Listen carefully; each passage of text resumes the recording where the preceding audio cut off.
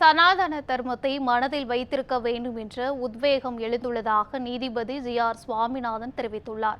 சென்னை தாரா foundation என்ற அமைப்பு ஆண்டுதோறும் சமுதாய பணிகள் மற்றும் கல்வி பணியில் ஈடுபடும் தலைசிறந்த நிறுவனங்கள் மற்றும் தன்னார்வலர்களுக்கு தாரா என்ற விருது வழங்கி கௌரவித்து வருகிறது. அதன்படி 2025 விருதுகள் சமூக சேவை, கல்வி, மருத்துவம் போன்ற பல்வேறு துறைகளில் சிறந்த சேவை புரிந்த 63 பேருக்கு வழங்கப்பட்டன.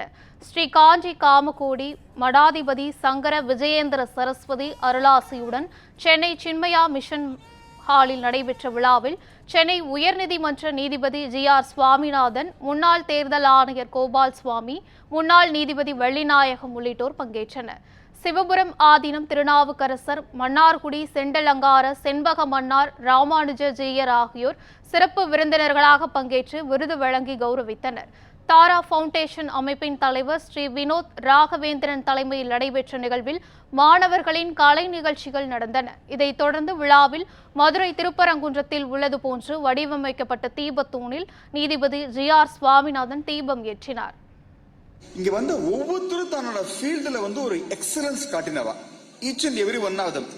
அதனால எல்லாருக்கும் ஒரு சொல்ல முடியாத ஹியூமிலிட்டி இருக்கு. உதாரணத்துக்கு இளையராஜாவோட பேரன் இருக்காரு இல்லையா, அவர் கொஞ்சம் கர்வமாவே இருக்கலாம் தான் தாத்தாவை பேரை வச்சுட்டே. ஆனா ஒவ்வொருத்தருக்கும் காலில் விழுந்து வணங்குறார். ஸோ அதனால இவெல்லாம் பார்க்கும்போது ரொம்ப மனசுலேன்னு சொல்றேன். எனக்கு இன்னும் ஒரு 4.5 வருஷம் சர்வீஸ் இருக்கு நான் நம்புறேன்.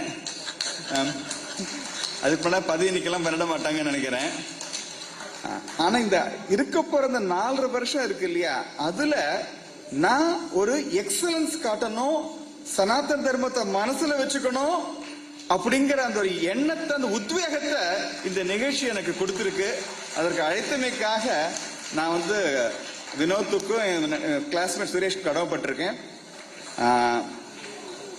நம்ம சிவபுரம் ஆதீன கர்த்தர் மன்னார் ஜீர சுவாமிகள் அவர் 2 பேரும் எனக்கு பரிபூரணமா ஆசீர்வாதம் பண்ணியிருக்கா.